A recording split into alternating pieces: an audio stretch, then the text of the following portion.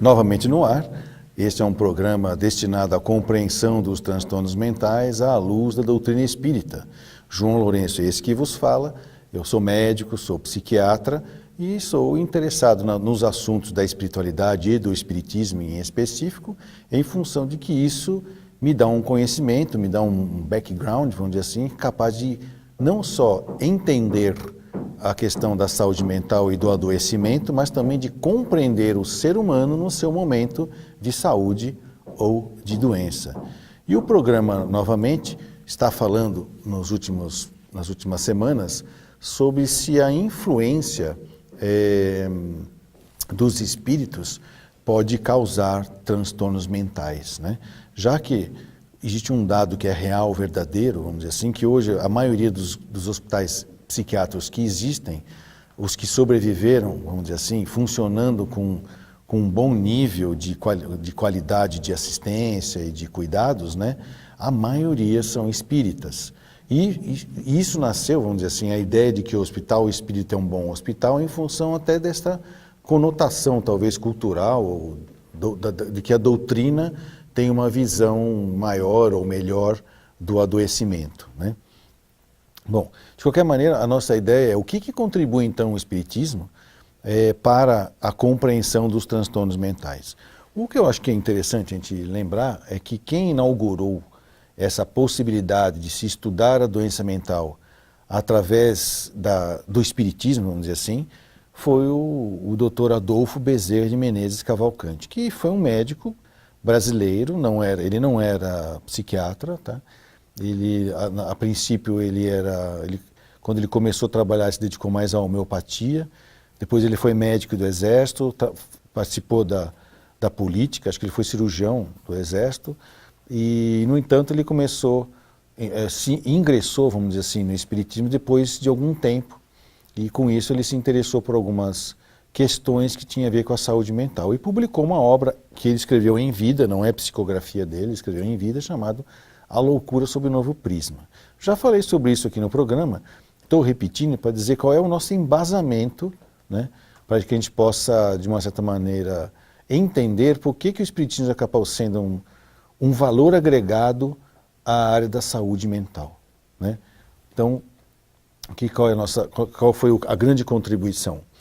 Bom, a contribuição que o Bezerra fez foi o seguinte, ele conseguiu, Dr. Bezerra de Menezes, demonstrar que havia uma outra causa de disfunção mental que não era lesão orgânica. Aí cabe um dado histórico interessante.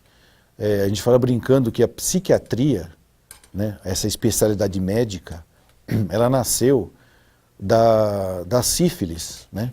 Porque a primeira vez em que os médicos constataram que um transtorno mental de comportamento tinha a ver com algum tipo de lesão no cérebro foi por causa de um abscesso cerebral, uma goma sifilítica no lobo frontal de uma pessoa que estava apresentando um quadro clínico psiquiátrico, chamado de Moria, mas que lembrava muito um quadro de mania, né?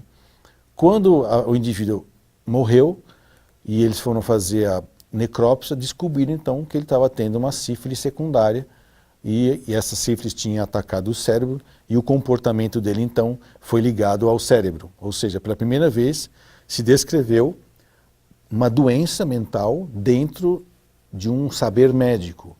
Iatros significa consultório, né? Sala de consulta.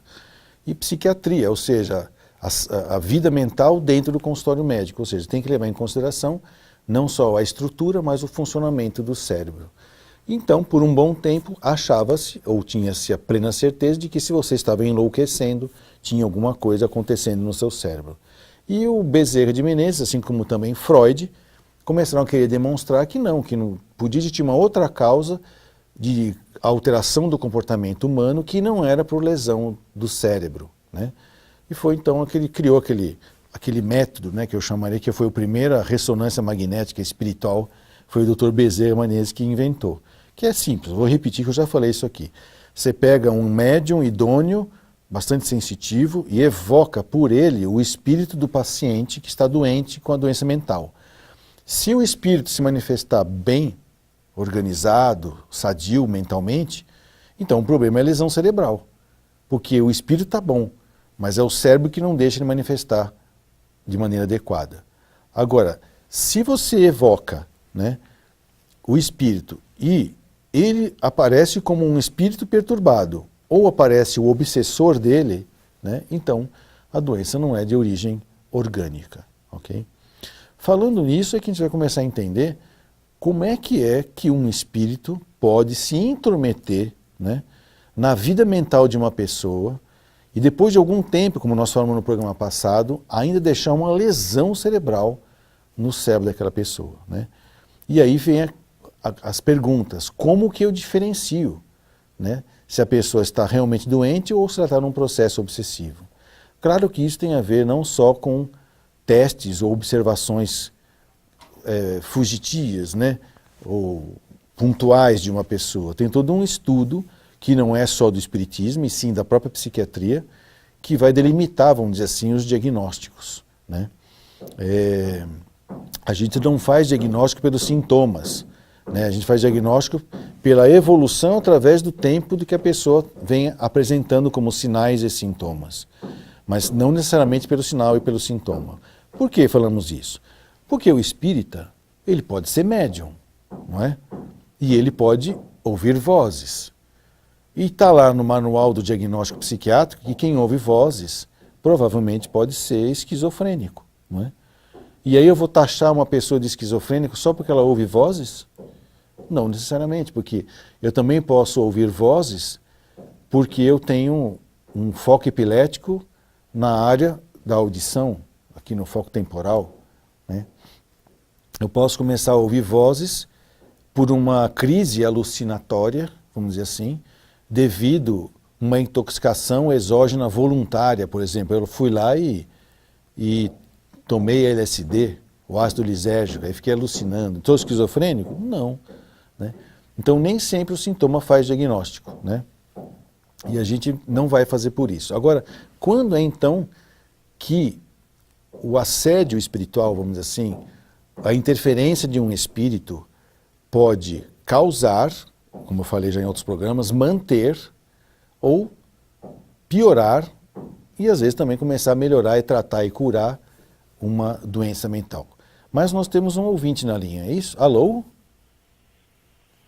Alô, boa tarde? Alô? Estou te ouvindo. Alô? Alô? É o Oi? Dr. João? Sim, quem está falando? É o Aparecido, seu Dr. João. Ô, Eu Aparecido. queria ligar para o senhor em janeiro, não consegui, não é que não consegui, aconteceu um monte de coisa aqui em casa, atrapalhado. Não tem problema. E não deu para ligar. Tá bom, Aparecido. Seja bem-vindo. E nem tão já também eu vou poder fazer a consulta com o senhor, porque aconteceu um monte de coisa atrapalhada aqui. Fica E, tranquilo. doutor, mas eu queria conversar com o senhor o seguinte, é o Sim. Aparecido que tem esse cercose na cabeça, É, se o senhor lembra? lembro. Então, eu tomo Tegretol, Cardenal e Aldol. Sim. E tá causando um probleminha de impotência. Entendi. Faz tempo. Tá. É devido ao remédio ou não é devido ao remédio? Olha, você já deve tomar esses remédios já há muito tempo, não é? É? Você toma esses remédios há muito tempo, não é? Tomo. Há quantos anos já? Desde 1993. Então vamos fazer uma conta, o quê? Que são 25 anos? Alô? Uns 24, 25 anos. Já tem bastante tempo, não é? Hoje o senhor deve ter que idade? Hoje eu tô com 63. Então, é muito provável que não sejam os remédios que estejam causando isso, tá? Porque tem muito tempo que o senhor usa. Se fosse um efeito colateral deles, eles iriam aparecer logo nos primeiros meses, no máximo um ano depois que o senhor estava usando, né, o remédio. O que eu sugiro é que o senhor consulte... Doutor, mas tá muito baixinho. Tá baixinho? Tá? A Fernanda acho que está vendo. Alô? Melhorou? Oi. Melhorou? Então tá bom. A sugestão que eu dou é que o senhor consulte um urologista. Então, eu consultei, mas ele não pediu um exame, não pediu nada, só que passou aquele tarde da fila lá, aquilo lá não resolveu, viu? Entendi. Então vai em outro. Procura outro urologista, porque ele tem que examinar e tem que ver. Às vezes é apenas falta de hormônio, que é comum na sua idade. Como se fosse uma andropausa, sabe?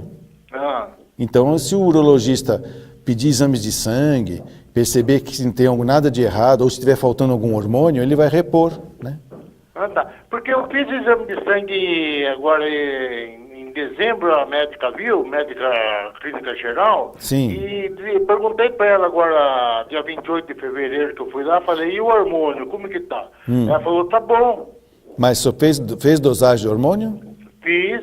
Tá, então, de qualquer maneira, não desista. Tudo bem que o remédio, por uso prolongado, pode causar algumas coisas, mas pelo que você está me falando, esses remédios eu acho que não causam isso.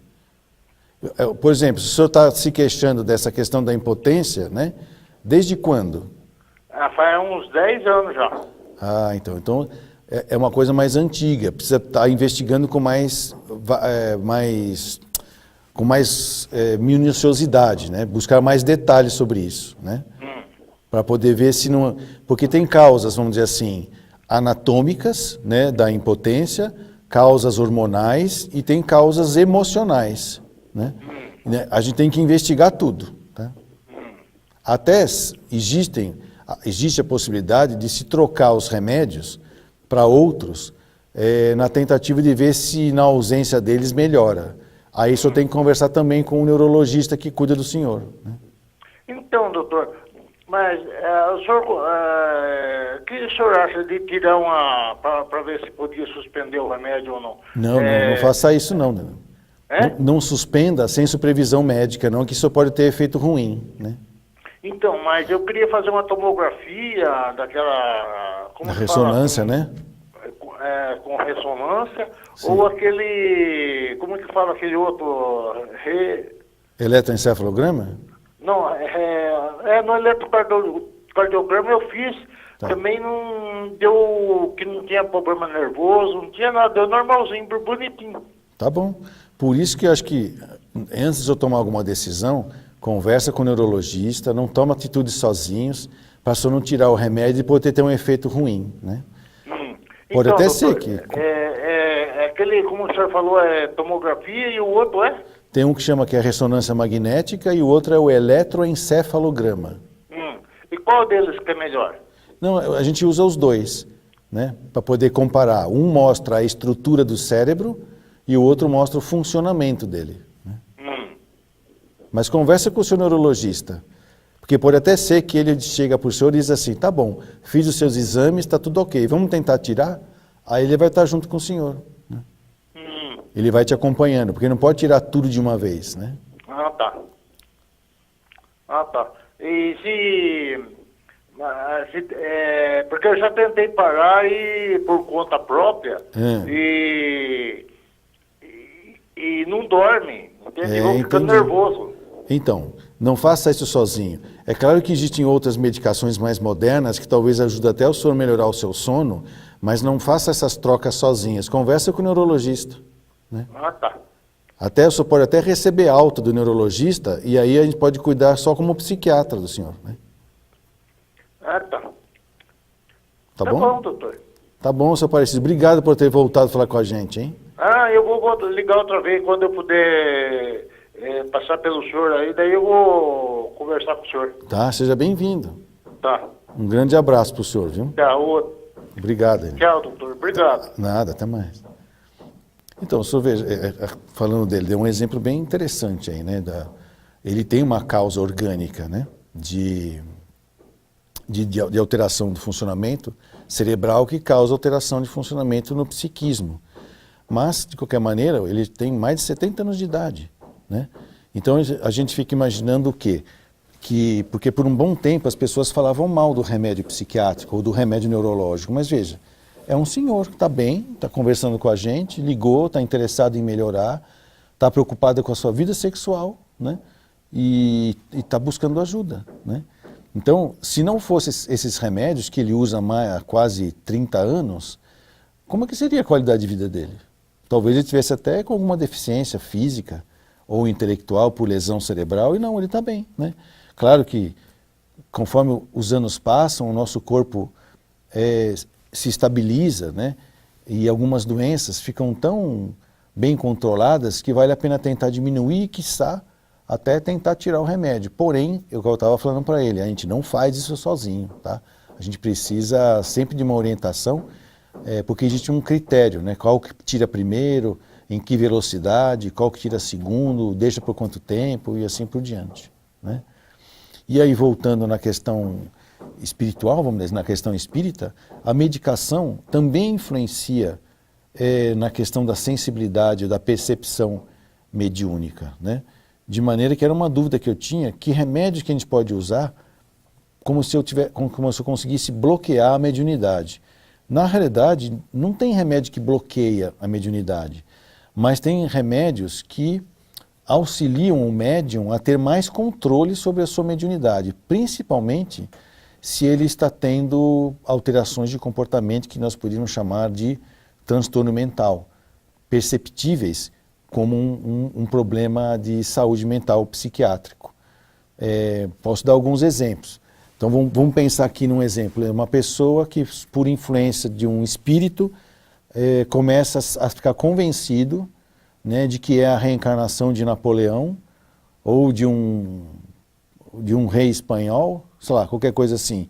E que ele decidiu, então, perseguir os seus inimigos e fica, então, elegendo, vamos dizer assim, quem são os seus inimigos. Aí, é claro, os obsessores se aproveitam dessa suscetibilidade, né, e começam a provocar, do tipo, colocam na mente dele assim, o vizinho está falando de você, ele é seu inimigo. Aí, então, a pessoa, na sua fraqueza mental, na sua sugestionabilidade, porque muitas vezes pessoas que têm médium são muito facilmente influenciáveis, né?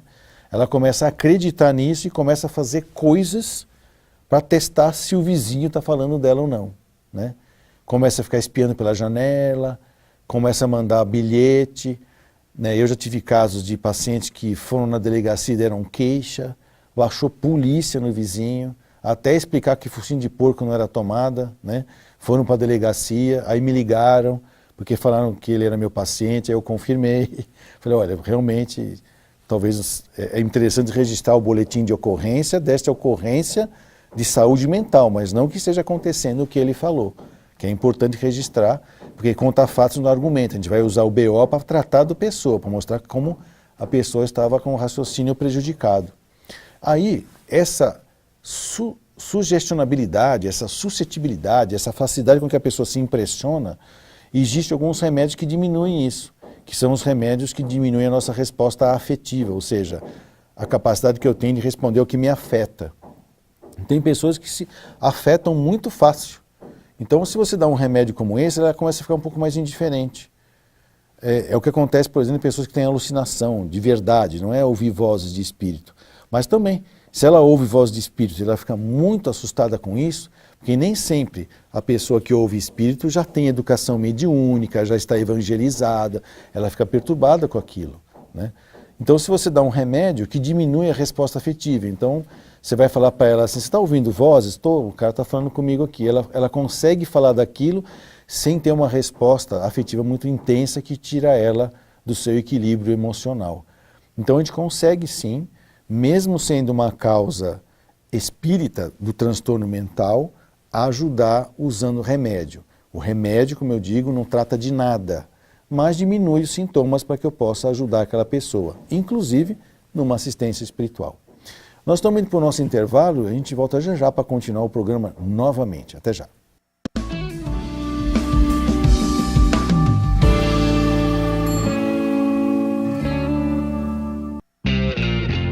Essa calça já me fez muito feliz.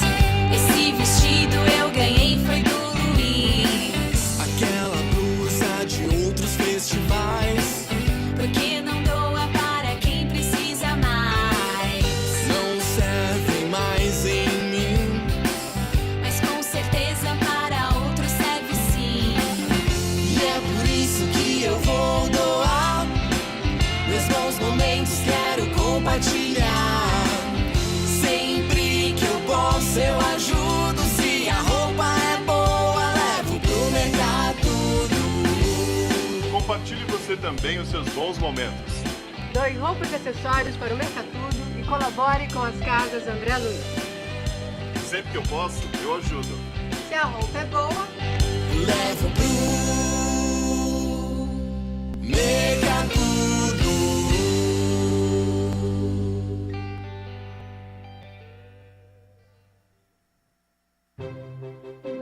A Mundo Maior Editora traz para você as principais obras da codificação espírita com um novo visual.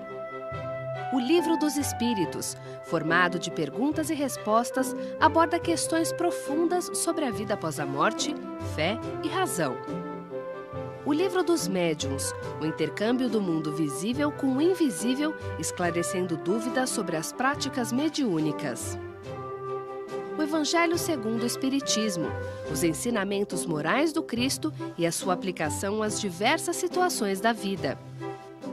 A Gênese, os milagres, as predições e as diversas questões de ordem filosófica e científica sob a ótica profunda do Espiritismo. O Céu e o Inferno, uma visão reflexiva e racional a respeito da justiça divina à luz do conhecimento espírita.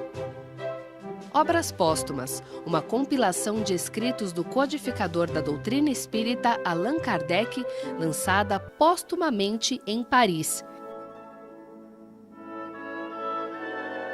Informações 0 operadora 11 4966 5775 ou acesse o site www.mundomaior.com.br. Olha, em mais de 25 anos dedicados à arte, eu tive a oportunidade de interpretar dezenas de personagens, tanto no teatro, como no cinema, como na televisão.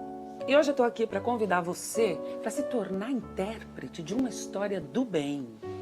Por que é que você não ajuda as Casas André Luiz a continuar cuidando dos mais de 2.000 protagonistas de uma linda história de amor?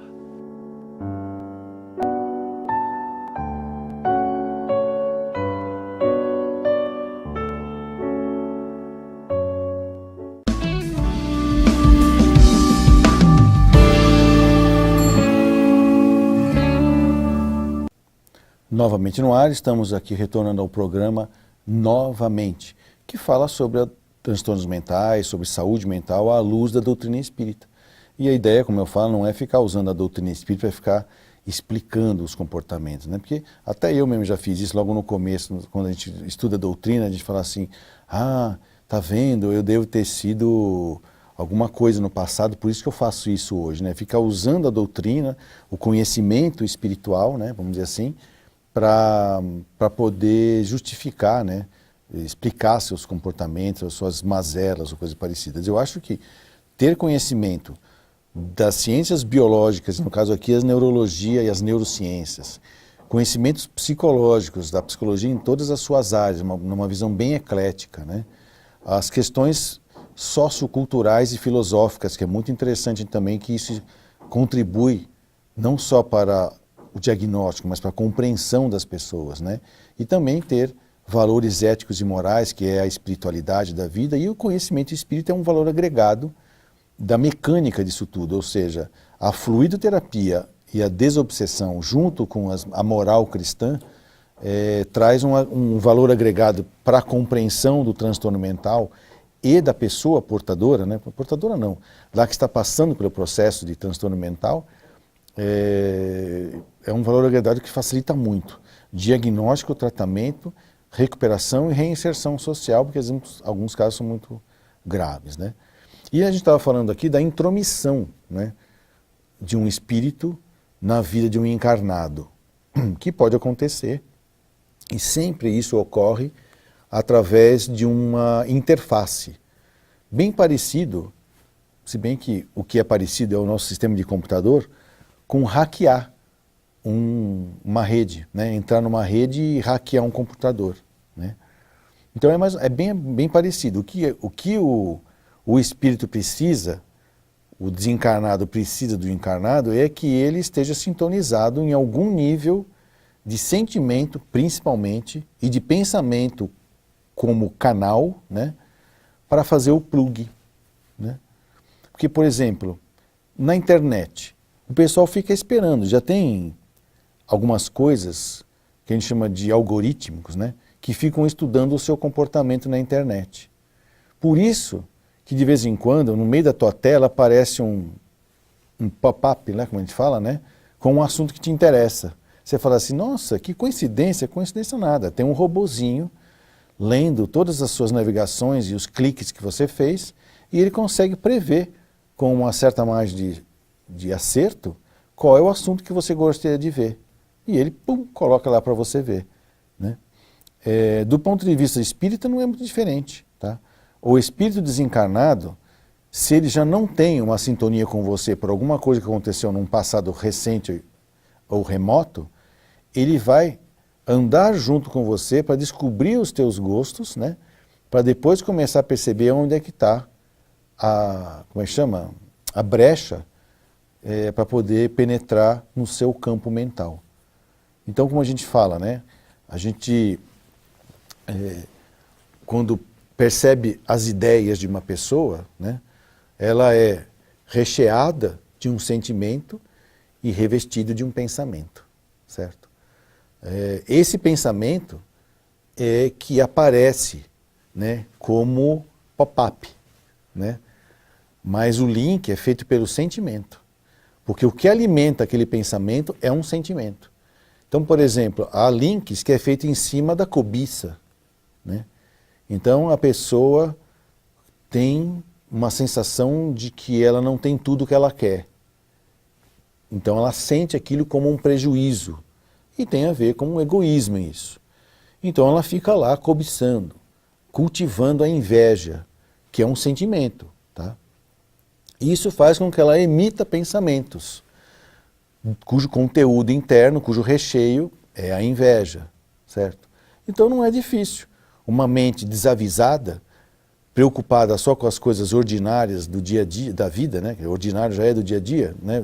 Da vida, não fica fácil uma entidade instilar nela, né? Instilar é que nem pingar aquelas gotinhas de colírio, instilar gotinha a gotinha, uma ideia, um pensamento, uma sugestão, como a gente fala, bem aos pouquinhos, até que de repente ela morde a isca, espeta no anzol, engole a linha, puxa a vara e engole o pescador. E é quando então ela está obsidiada, né? Claro que isso é todo um processo longo, né? E vai de intromissão, que é mais ou menos, por exemplo, que um hacker faz. O que um hacker faz, né? É simples, né? Ele direciona para algumas IPs, né? Um bombardeio de informações sucessivas, e quando ele encontra uma brecha, e normalmente essa brecha é protegida por um firewall, que exige uma senha, então ele coloca outra coisa. Se ele já chegou no firewall, agora é só descobrir a senha. Então tem programas que ficam tentando senhas a cada segundo. E aí quando encontra uma senha, avisa na tela, então vai lá e ele entra. Aí ele vai ver onde foi que ele entrou, certo? De repente não interessa, eu entrei no computador de de uma loja de lingerie, não tem nada para roubar aqui, né? Então ele não entra lá, ele não vai, até que aparece uma coisa legal. É igualzinho, eu falei isso, a mente criminosa. Às vezes a gente, quando é assaltado, a gente fica falando assim, não, o cara estava me esperando, o cara estava calculando, me estava nada, o cara está andando na rua, ele está crocodilando aí, né? E aí quando pega alguém dando sopa, ele vai lá e assalta. Não é que ele estava atrás de você, ele estava crocodilando, como a gente fala, esperando na água, lá só com o zoinho para fora assim, para poder te pegar. É a mesma coisa o hacker, só que quem faz isso é máquina, né? E no mundo espiritual também existem, vou dizer assim, maquininhas que ficam lá espreitando até achar a tua brecha, né? Normalmente são espíritos que são subjugados por entidades mais maquiavélicas ou que têm uma inteligência um pouco maior, que consegue dominar pessoas com mente mais simples e que botam ela a serviço. Quem trabalha em centro espírita e faz desobsessão, vira e mexe, está conversando com espíritos que falam assim, eu estou aqui porque me mandaram vir aqui. Eles me pagaram ou me prometeram tal coisa se eu ficasse aqui com essa pessoa, né? E às vezes, o link como é que vamos dizer assim? Ele é reservado. É uma coisa interessante assim. Às vezes as pessoas falam assim, eu não tenho nada que fazer com esse cara aqui, mas eu já tenho o link dele, talvez eu possa usar depois, em alguma ocasião. É quando às vezes eles pegam entidades espirituais que estão tão carentes e tão perturbadas, tão com uma monoideia, que nós já conhecemos esse termo, que perdem a forma humana, que são os chamados ovoides. Então o ovoide nada mais é do que uma maquininha que eu coloco para ficar andando junto com aquele que eu quero talvez um dia obsidiar, para manter o link aberto, né? Então se eu pegar uma pessoa que desencarnou pensando em vingança, vingança, vingança, vingança, vingança, né? Eu só fico esperando o outro ficar com raiva e querer se vingar de alguém, por tolice talvez, né? Eu já linkei e grudo lá. É quando a gente começa a entender que a pessoa está tendo o que a gente chama de envolvimento, né? Não está com um obsessor propriamente dito. E aí voltando ao nosso mestre Bezerra, que foi ele que descreveu esse processo, como é que é a fisiopatologia, né, de um processo obsessivo. Primeiro ele fala que existe um envolvimento. Então é aquela ideia que você antes abominava, por exemplo. Não, imagine, jamais faria isso. Imagine matar alguém. Estou dando uma ideia, né? De repente, você passa uma grande raiva, ou uma pessoa te faz uma coisa muito ruim, ou às vezes aconteceu uma coisa ruim com você por causa de uma pessoa, ela nem está sabendo. Dá uma vontade de matar. Pum, abrir a brecha, né? Aí eu coloco lá alguém para tomar conta dessa brecha, pode até ser um ovoide. Estou no meu envolvimento. Aquela ideia de matar fica na minha cabeça. Podia botar veneno, né? Podia empurrar no metrô, né? Podia dar uma facada. Qual que é a melhor faca, hein? Ou baioneta é melhor? Começa aqueles pensamentos, fico naquele envolvimento. E eu fico assim, não, mas nossa, o que eu estou pensando? Faz assim e tira o pensamento. Daqui a pouco ele volta de novo, porque está lá. Tem uma porta que foi aberta e eu insertei o jogador de senhas, né? Aí, até que, em algum momento, a senha dá certo, né? O que pode acontecer? Vamos lá. O que pode acontecer? De repente, eu encontro com a pessoa que eu estou com raiva. Ela está de costas para mim, na frente do metrô. Aí me dá um link, né? Eu fico, olha, me deu um negócio. Puxa, tudo aquilo que eu pensei. Mas olha, agora aqui está na minha frente. Será que é Deus me colocando? Sei lá, aí começa a pegar até as teorias espíritas, psicológicas, sei lá do que, para poder explicar aquela situação, que não sei o quê. Estou envolvido, certo? Aí já começa a vir a ideia de fazer aquilo. É o arrastamento. É aquilo que o Dr. Bezerra chamou de arrastamento. Em seguida, o envolvimento vem o arrastamento. Eu começo a procurar situações, lugares, pessoas, ferramentas para poder fazer aquilo que antes eu abominava fazer. Estou no arrastamento. E de repente, no arrastamento, que é quando eu consegui fazer a senha do meu firewall, aí eu começo a colocar vírus de programação, né? Na qual eu começo a roubar informações do meu cérebro, do cérebro obsidiado. E aí ele vai sendo então, envolveu, arrastei, aí eu vou começar a colocar erros de programação, que é o que a gente chama de entrar no plano inclinado, certo? Começa a aumentar cada vez mais as ideias, as conclusões, os insights, das certezas das coisas que eu preciso fazer para alcançar o que eu quero, que é matar o cara que fez as coisas ruins. Estou dando um exemplo. Pode ser qualquer coisa, tá? Pode ser a nível de sexo, pode ser a nível de comida, pode ser a nível de comprar coisas, pode ser a nível de abandonar situações ou trabalhos, família, pode ser qualquer coisa que você imaginar que é da esfera humana. Estou falando de matar porque raiva, acho que todo mundo já teve vontade de esgoelar alguém, o que é muito natural e a gente repensa porque nós não somos animais, nós somos racionais, né? Bom, não somos só instintivos, também temos nossos valores éticos e morais internalizados pela educação e pela cultura, claro, né? Aí o plano inclinado nada mais é do que eu vou sendo subtraído né? Porque eu consigo, ao entrar no sistema, anular as defesas, né? Enganar o antivírus, né? Porque eu já furei o firewall, agora eu vou enganar o antivírus. E vou começar então a enxertar dados na qual, no final do plano inclinado, vem o que o Dr. Bezerra chama de plano vertical, da qual eu tenho a queda, né? E a queda é então quando eu faço ou chego muito perto de fazer e fico implicado com aquilo, e com isso eu estou obsidiado, né? Estou sob o comando, direto ou indireto, desde uma obsessão simples, passando pela fascinação ou até a subjugação. Eu já estou no plano inclinado. Por isso que quem estuda a doutrina espírita, quem desenvolve a mediunidade, nem que ela seja tão e apenas somente intuitiva, tem que vigiar o pensamento.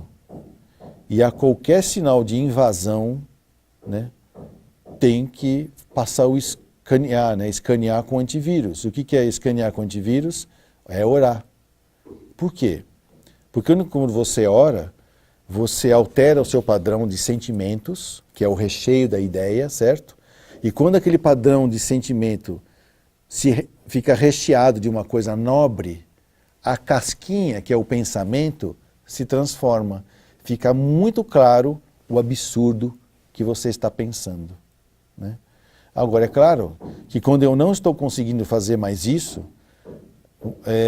recuperar o meu padrão vibratório pela minha prece, pela minha oração, peça ajuda, cara. Levanta a mão.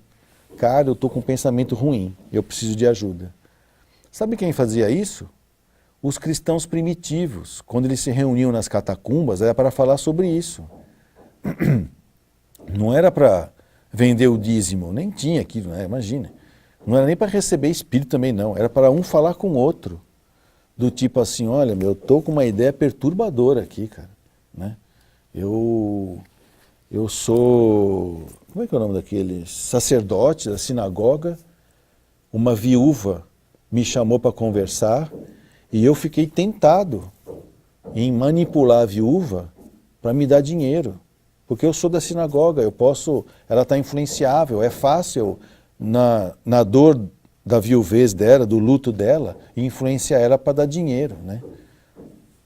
E aí eu quero uma ajuda. Aí vem um outro lá, olha, eu também já tive isso, já passei por isso, já fiz muito disso, inclusive, eu já me arrependo, já estou conseguindo fazer algumas reparações. Eu vou te dar umas dicas para você não morder a isca dessa tentação, né? Que a tentação, o que é a tentação? É o hacker tentando entrar no seu sistema, né? E ele vai entrar onde? Através do que ele percebe do seu pensamento, porque pelo seu pensamento, ele sabe aonde vai o seu coração, né? É assim que funciona. E uma vez que entrou lá, que você está em processo obsessivo, isso pode, como eu te falei, ir de uma simples obsessão simples, tá? Pode passar por uma fascinação, que segundo a gente entende aí da literatura espírita, é a mais difícil de tratar, porque a pessoa que está sob fascinação, ela não aceita a opinião de fora, né?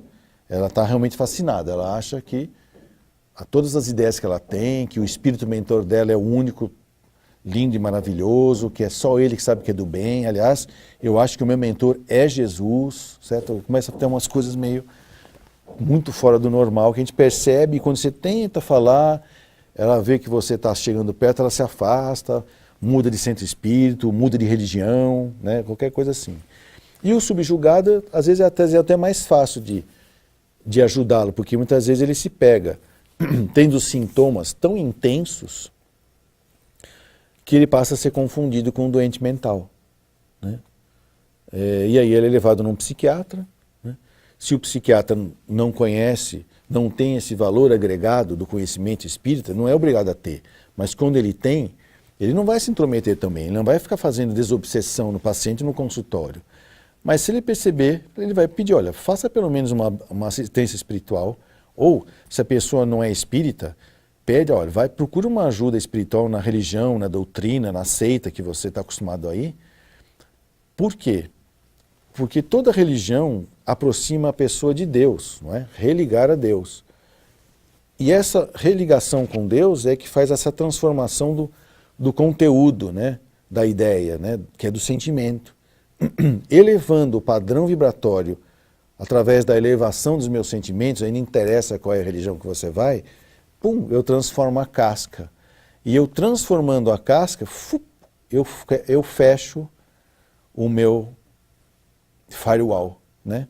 O meu protetor espiritual, vamos dizer assim. Aí eu mesmo começo a melhorar, né? É a mesma maneira pela qual também funciona o método dos 12 passos dos anônimos, né?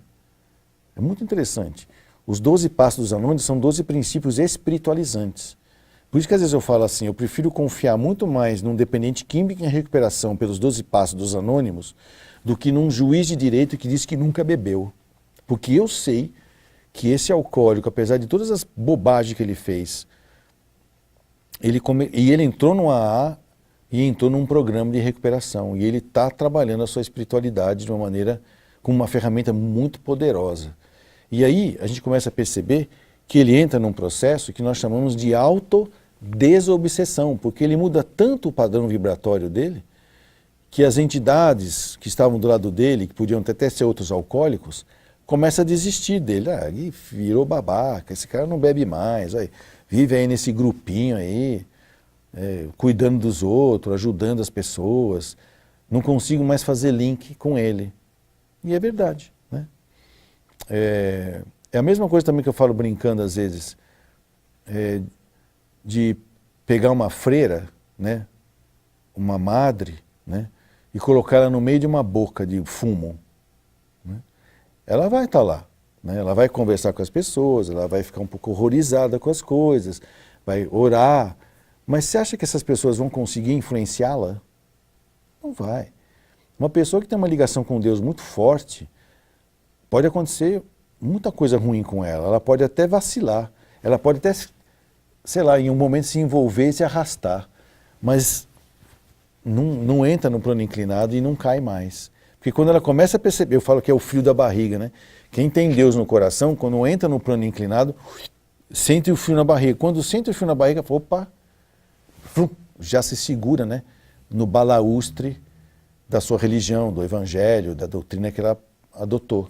E com isso ela se fortalece, ela sai do plano inclinado, revê os pensamentos, porque são eles que denunciam aonde anda o meu coração, e com isso ela vai ver o que está acontecendo e retoma o caminho do bem, do belo e do verdadeiro, que é o grande imunizador de influências deletérias da nossa vida e que podem, em algum momento, causar um transtorno mental, né?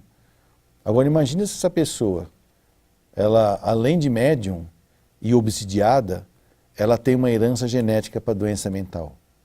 Aí vão falar que foi o espiritismo, né, que deixou ela louca. Não, né? Vão dizer que depois que ela participou daquele ritual budista, que ela entrou em mania. Não, ela já tinha genética para mania, e talvez o êxtase espiritual, ou um obsessor, foi lá e apertou o gatilho da doença dela. Ela só estava esperando ela abrir um gatilho, né? Então, a influência espiritual na vida da gente é verdadeira, real, presente, constante. No entanto, é como a gente fala brincando, né? Eu não posso impedir que as aves voem por aí no céu, mas eu posso impedir que ela faça ninho na minha cabeça. Ok? Então fica aí o recado. E o programa novamente está terminando por aqui. Semana que vem, se Deus quiser, estaremos aqui com vocês. Até lá.